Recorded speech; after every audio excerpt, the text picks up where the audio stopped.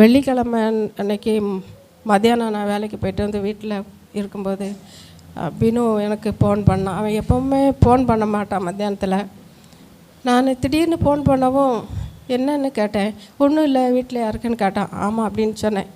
நானும் என்ன பினு சொல்லு அப்படின்னு சொன்னேன். அவன் சின்ன ஒரு அடிபட்டுட்டு எனக்கு கரண்ட்டு ஷாக் அடிச்சிட்டுன்னு சொன்னான். என் உயிரே கையில் இல்லை, நான் என்ன செய்யாண்டவரே அப்படின்னு ஒன்றும் பேச முடியல. நெஞ்செல்லாம் படப்படன்னு அடிக்குது, காலுகையெல்லாம் விரையில் எடுக்குது. நானும் சின்னதான் அப்படின்னு சொன்னான். சொல்லு வேணும் என்னன்னு சொன்னேன் அப்படின்னா, எனக்கு கரண்ட்டு தூக்கி அடிச்சிட்டு இந்த கண்ணு இங்கே தான் வேலை செஞ்சுக்கிட்டு இருக்கான். அந்த கண்ணு கையில் பிடிச்சி 2 வண்டி நான் ரெடி பண்ணிட்டேன்.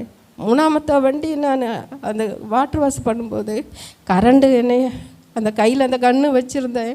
கண்ணுக்கு எடுத்து பார்க்க எடுக்க முடியலை. அப்படியே கை காலெல்லாம் அப்படியே வேறு நடுங்குது. அப்படியே என்னால் ஒன்றும் சொல்ல முடியல, பேச முடியல அப்படின்னு சொன்னான். நான் சொன்னேன், சரி வினோ உனக்கு ரொம்ப அடிபட்டிருக்கா சொல்லு. இல்லை இல்லை லேட்டாக தான் அப்படின்னு சொன்னான். அந்த கண்ணு பிடிச்ச இடத்துல அப்படியே தூக்கி அடிச்சிருக்கு. அவனை தூக்கி அடித்து இங்கேருந்து இந்த செவுறு அவ்வளோ இருக்கும், தூக்கி அடித்து செவுத்தில் தலை முட்டி அப்படியே ரத்தம் பயங்கரமாக ஒழுகுது. கை அப்படியே அந்த கை விரல் அப்படியே ஓட்டை விழுந்துருச்சான். அந்த கை கண்ணு பிடிச்ச இடத்துல ஓட்டை விழுந்துருச்சுமா அப்படின்னு சொன்னான். நான் என்ன செய்வேன்? அவனை ஒரு ஆள் வேலை செஞ்சு தான் ஒவ்வொரு நாளும் வேலை செய்ய, ஒரு நாள் கூட லீவு போட மாட்டான் அவன். பயங்கரமான 1 வருஷமாக நான் அவனுக்காக நீ கவலைப்படலை. ஏன்னா அதுக்கு முன்னாடி நான் கவலைப்பட்டது உண்டு. அதனால் இந்த சர்ச்சில் வந்து ஆண்டவர் அவனை அவ்வளோ நன்மை செய்து அவனை ஒரு சாட்சியாக நிறுத்திருக்காரு. அதனால் நான் கவலையே பட மாட்டேன். சரின்னு சொன்னான். ஒன்றும் இல்லை, நீ கவலைப்படாதே. நான் அழுதுகிட்டே உட்காந்துருந்தேன். சரி என்னன்னு சொன்னேன். 24 இருக்கட்டும் கூட்டிகிட்டு போயிருக்காங்க. அப்படியே தூக்கி அடித்த உடனே பக்கத்தில் சவுண்டு யாரும் இல்லை அந்த சமயத்தில். அவன் சவுண்டு போட்டிருக்கான்.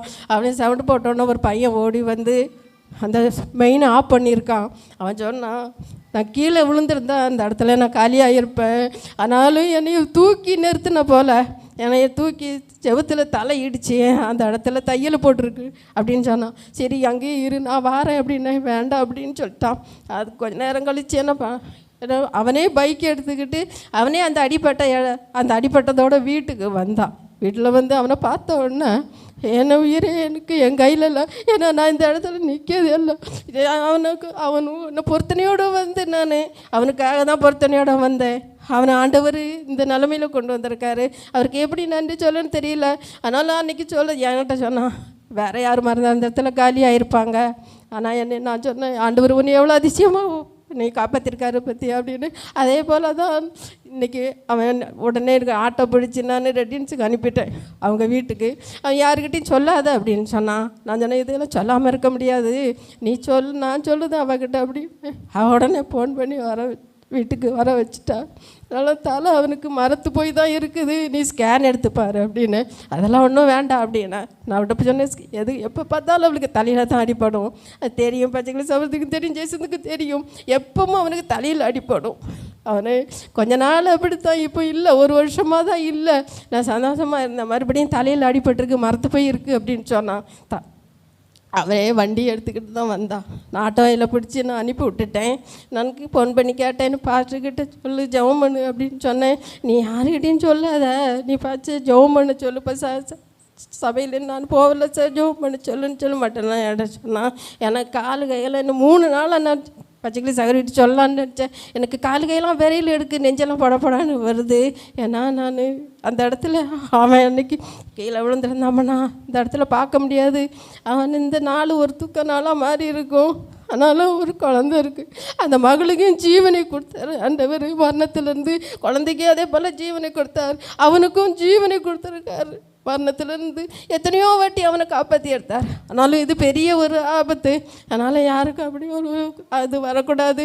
நீங்கள் அவனுக்காக நீங்கள் ஜெபம் பண்ணுங்கள். இந்த இடத்துல ஒரு சாட்சியாக இருக்கணும். அவன் எந்த ஆபத்து வராதபடி எல்லாம் உங்களுடைய ஜெபம். நான் பார்த்துக்கிட்டு கூட சொல்ல மாட்டேன் ஜெபம் பண்ண சொல்லி. இருந்தாலும் எங்களுக்காக, என் பிள்ளைங்களுக்காக எல்லாம் அவருக்கு அவங்க 3 பேரும் ஜெபம் பண்ணுவாங்கன்னு ஒரு நம்பிக்கை எனக்கு. அந்த ஜெபம் அவனை காப்பாற்றிச்சு, உங்களுடைய ஜெபமும் அவனை காப்பாற்றிச்சு. ஆனாலும் இன்னும் சாட்சியாக இருக்கணும். ஆண்டவர் சமூகத்தில் ஜீவனுள்ள நாள் நாளெல்லாம் அவனும் இந்த இடத்துக்கு வரணும், குடும்பத்தோடு வந்து சாட்சியாக இருக்கணும். அவனுக்காக ஜெபம் பண்ணுங்க. அந்த இடத்துல வேலை செய்கிற ஒவ்வொரு பிள்ளைகளுக்காக நீங்கள் ஜெபம் பண்ணுங்க. இப்படி அப்படியாப்பட்ட ஒரு ஆபத்து வரக்கூடாது.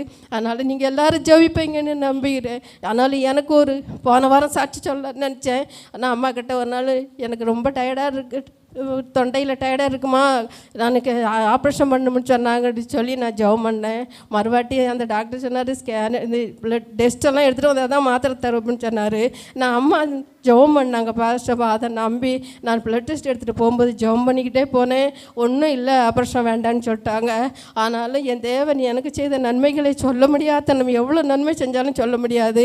எல்லாம் உங்களுடைய ஜெபம் எங்களை தாங்கிச்சு. பினுவுக்காக நீங்கள் ஜெபம் பண்ணுங்க, அந்த குடும்பத்துக்காக ஜெபம் பண்ணுங்க, குழந்தைக்காக ஜெபம் பண்ணுங்க.